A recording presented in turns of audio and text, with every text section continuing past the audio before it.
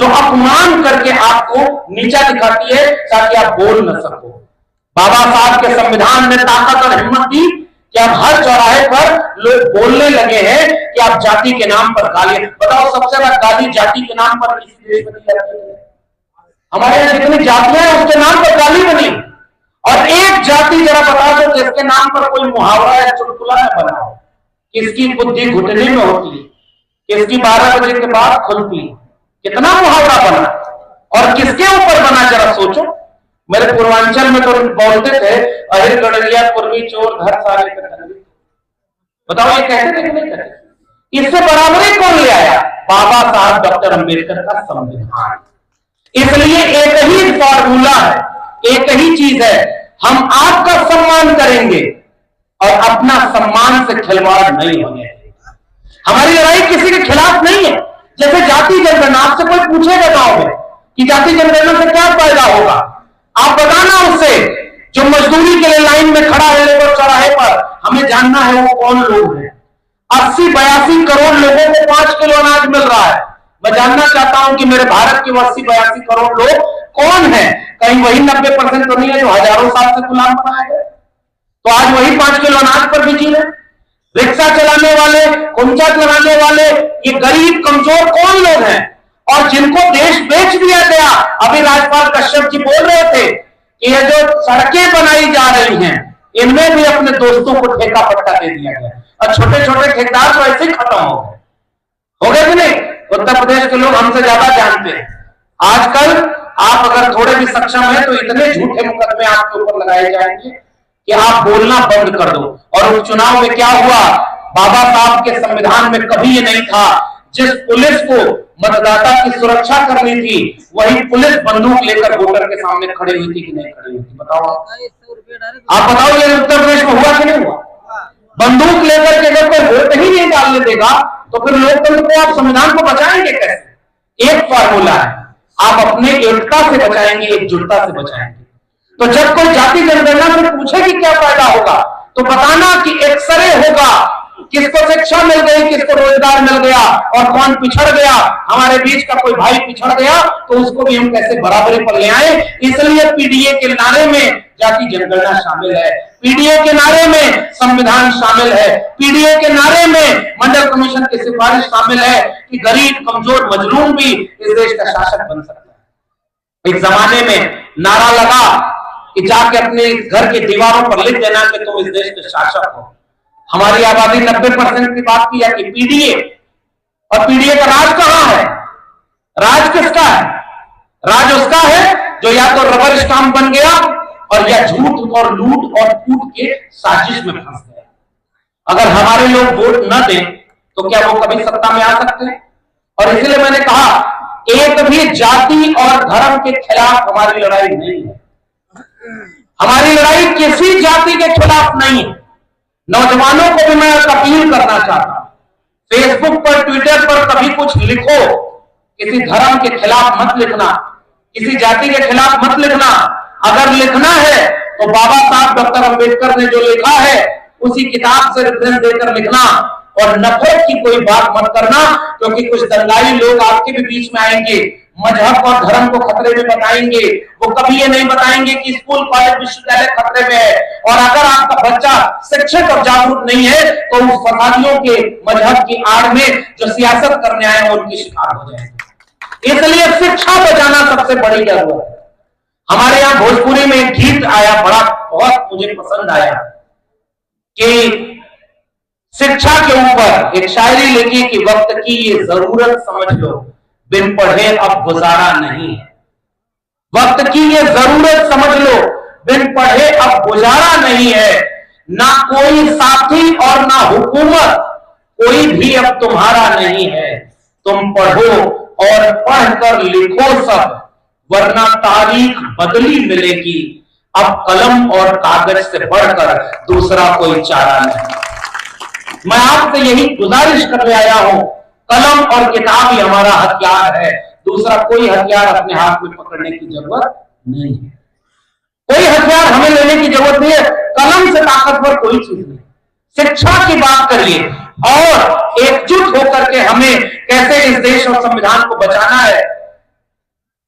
मैंने एक बात हमारे मौर्या जी ने कही, डॉक्टर साहब ने, और वो बात मैं आपसे भी कह करके एक बात अपनी खत्म कर रहा हूं। मैंने अभी गुजारिश की, आपका मंच राज्यपाल जी की उस बात को दोहरा रहा हूं, केवल पुरुष अगर इतना बड़ा कार्यक्रम करेंगे तो उसका बहुत अर्थ नहीं निकलेगा। अगर इसमें आधी से ज्यादा आबादी के लोग शामिल नहीं है तो याद रखिए ये कार्यक्रम 90% लोग खत्म होने के बाद भूल जाएंगे। और जब महिलाएं होंगी, घर की बहन बेटियां होंगी, वो जाके दूसरे से चर्चा करेंगी कि चलो ये कार्यक्रम इतना अच्छा हुआ कि वहां हमारी वैचारिक बातें हुई, शिक्षा पर बात हुई, संविधान पर बात हुई, हमें जोड़ने पर बात हुई, हमें एक करने पर बात हुई। अगली बार वो दूसरी महिला को लेकर आएंगे। पुरुष की क्रांति परिवार के दरवाजे दहलीज से अंदर नहीं जा सकती, और एक महिला दूसरे महिला को जब समझाती है, बताती है, तब दो एक साथ दो परिवार और पूरा समाज बदल सकता है। क्योंकि कभी आपने दंगे में किसी महिला को तलवार लेकर दौड़ते देखा है? मैं आपसे पूछना चाहता हूं, किसी दंगे में, किसी मारपीट में, किसी नफरत में महिलाएं होती है क्या आगे? अगर महिलाएं जागरूक होती हैं तो समाज बच जाता है। बाबा साहब डॉक्टर भीमराव अंबेडकर कहा करते थे कि मैं किसी समाज की तरक्की उस समाज की महिलाओं की तरक्की से देखना चाहता हूं। हमारे पुरुष यहाँ पर क्रांति करने आए और महिलाओं को वहां छोड़े हैं, और बाद में कहेंगे हम तो समझते हैं लेकिन हमारी घर वाली नहीं मानती। आपने घर वाले को कितना मौका दिया पढ़ने का, समझने का, जागरूक होने का। इसलिए पीडीए में जो आधी आबादी है उसको भी शामिल करिएगा। और आपसे शिक्षा बचाने के साथ गुजारिश, पहले एक नारा लगा था, जिसकी जितनी संख्या भारी उसकी उतनी हिस्सेदारी। यही तो संविधान कहता है।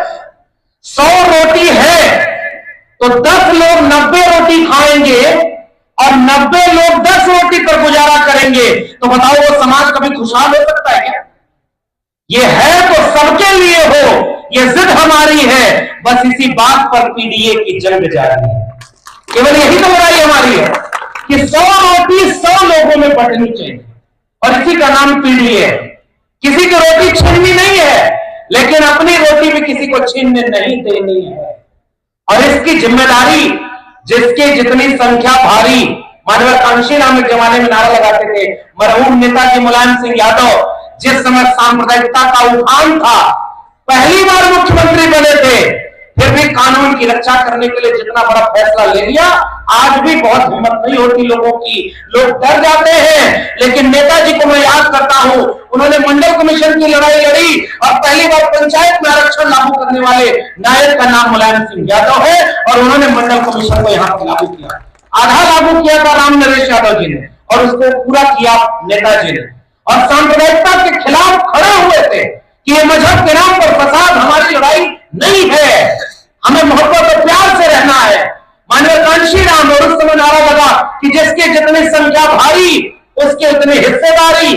मैं हरदोई के लोगों आपसे कह के जा रहा हूं, जिसकी जितनी संख्या भारी उसकी उतनी जिम्मेदारी। जिसकी आबादी ज्यादा है उसकी जिम्मेदारी भी ज्यादा है।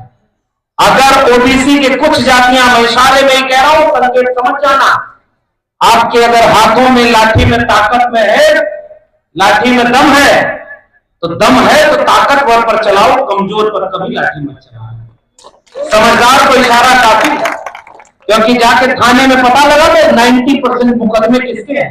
हमारे लोगों के। क्योंकि छोटी छोटी बात पर तो लाठी तर जाती है, और ये नहीं देखते कि किस पर मार करना है।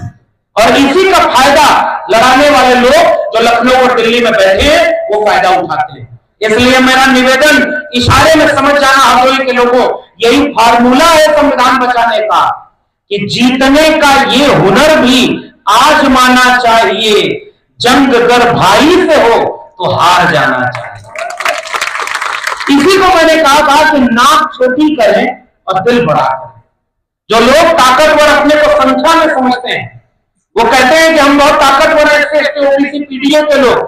अगर आप ताकतवर हैं तो अगली बार दरी बिछाना, और जिन जातियों की संख्या कम है, जिनकी भागीदारी कम है, मंच पर उनको यहां पर बनाना, और हम नीचे बैठ करके कंधे से कंधा लगाकर अपने भाई को ऊपर उठाएंगे, तब जाकर के एकजुटता बनेगी, केवल भाषण से नहीं बनेगी।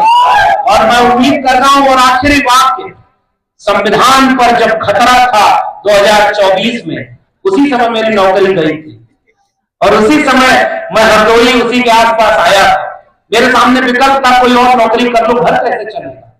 हमने भी सोचा कि अगर नौकरी के लिए ही जीना है तो कितने लोगों का इतिहास की किताब में नाम पढ़ते हैं जो अपनी नौकरी के लिए जीते थे, लेकिन नाम किसका किताब में है? महात्मा कबीर का, संत गुरु रविदास का, चोखा मेला बसवन्ना का, आयन कली का, नारायण गुरु का। उनको तो आप जानते भी नहीं होंगे, इनका किताब पढ़ना इतिहास में आज भी वो दर्ज है। इतिहास की किताबें हारे हुए लोगों की कहानी नहीं करती, जो जीता है या लड़ा है उसी को इतिहास में याद किया जाता है। गुलामों का कोई इतिहास नहीं होता, अगर है तो हमें पूर्ण पढ़ के बता। हमारे पुरखे मर गए, कहीं इतिहास में नाम दर्ज है? नाम दर्ज है तो किसी विश्राम सिंह यादव का, जो लड़ गए, और लड़ने वाले हर एक व्यक्ति का नाम दर्ज है। इसलिए हमने चुना कि नौकरी बड़ी नहीं है, आओ अब वो लड़ाई लड़े कि संविधान अगर बचेगा तो मेरे भी अगली पीढ़ी के लोग बचेंगे, संविधान बचेगा तो शिक्षा बचेगी, संविधान बचेगा तो संविधान के साथ सम्मान बचेगा। आज एक आखिरी में एक बात और कह दूं, बहुत वक्त ले लिया मैंने। संविधान नहीं है तो क्या नहीं है, इनको गांव के लोगों से कैसे समझाएंगे? राजपाल जी जैसे लोगों को जब देखता हूं, इतना घूम करके गांव गांव समझाते हैं। मुझसे एक बार राजपाल जी गांव के आदमी ने पूछा कि हमके ना पता संविधान क्या है, तो हमने उससे पूछा कि अगर कोई एक लाठी मार दे या गाली दे दे तो कहां जाओगे? तो कहा थाने जाएंगे, पुलिस के पास जाएंगे। उस समझदार भाई नहीं कहा कि हम दूध मार देंगे, नहीं तो विवाद तो विवाद हो गया। लेकिन अगर कोई आपका अपमान कर दे, आपका खेत हड़प ले, आपके ऊपर हमला कर दे, आप कहां जाएंगे? पुलिस के पास जाएंगे। पुलिस के यहां न्याय नहीं मिला तो न्यायालय जाएंगे, न्यायालय में नाम न्याय नहीं मिला तो उसके बाद आंदोलन करने का भी हक आपको मिला है कि आप सरकार तक अपनी बात पहुंचाइए। अगर संविधान नहीं रहेगा तो पुलिस के पास जाओगे, पुलिस कहेगी कि हम आपका मुकदमा नहीं लिख रहे, और आधा तो आजकल ये हो रहा है। FIR किसकी दर्ज हो रही है? यूपी के थानों और पुलिस चौकी में जाकर देख लेना। कल तक जो कहते थे थाना एक ही जाति के लोग चलाते हैं, पुलिस कहेगी कि नहीं दर्ज करेंगे तुम्हारा मुकदमा। आप कहोगे कि दर्ज करना पड़ेगा तो वो कहेगा कैसे, तो आप क्या बोलोगे? उस समय बाबा साहब के संविधान की किताब याद आती है कि इस संविधान ने हमें हक दिया है, आपको हमारा मुकदमा दर्ज करना पड़ेगा। न्यायपालिका में वो संविधान आपकी ताकत है, आंदोलन करने जाओगे तो संविधान आपकी ताकत है। वरना कल यही लखनऊ से एक आदेश जारी होगा कि जिस रंग का कपड़ा मैं पहनता हूं उत्तर प्रदेश के लोग अब उसी रंग का कपड़ा पहनेंगे। बताओ विरोध कर पाओगे क्या? विरोध करने की ताकत अगर कोई देता है तो बाबा साहब का संविधान देता है। अब यही नहीं रहेगा तो बताओ आप गुलाम बन जाएंगे सत्ता के लिए बनेंगे। खटिया पर बैठने से लेकर खटिया बचाने का हक जो दिया है वो संविधान ने दिया है। संविधान नहीं रहेगा तो कोई कुछ भी हड़प ले, आप उससे लड़कर बचा नहीं पाएंगे। इसलिए एक दवाई इस नासूर बन चुकी समस्या की, सांप्रदायिकता का एक इलाज है सामाजिक न्याय, बाबा साहब का संविधान। गैर बराबरी का एक इलाज है सब बराबर हो, उसका इलाज है भारत का संविधान।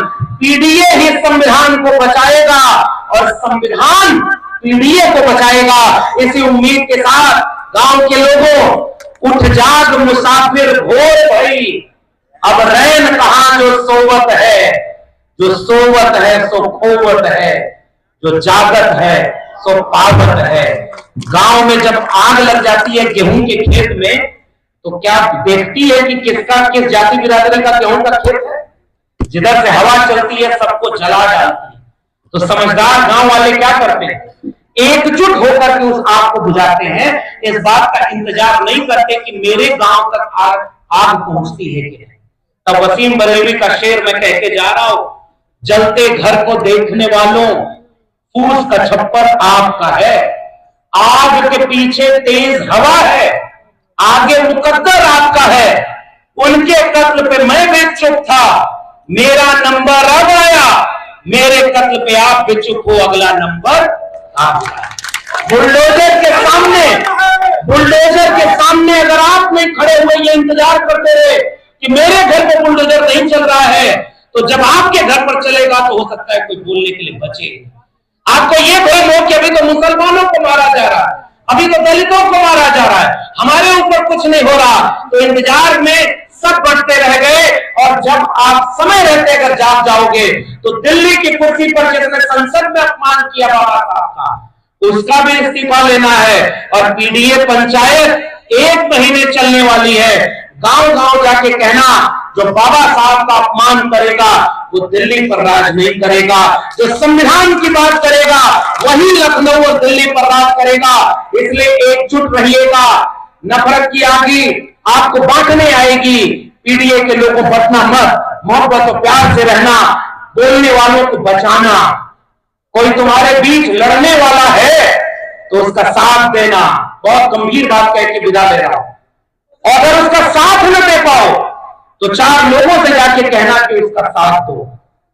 अगर ये भी न कर पाओ तो चौराहे पर उसकी तारीफ करने के लिए बैठना कि हाँ कोई मर्द बोलने वाला है, कोई औरत लड़ने वाली है। ये भी न कर पाओ तो उसकी आर्थिक मदद कर देना ताकि उसकी आवाज कमजोर ना हो। और ये भी न कर पाओ तो सबसे बड़ा एक काम करना कि निडर बेखौफ होकर लड़ने वालों का कभी विरोध मत करना, क्योंकि आप और कुछ नहीं कर पाते। हमारे लोग मेधा तोड़ते हैं। हम सोचते हैं एक बाल्टी में मेढक डाल दिया,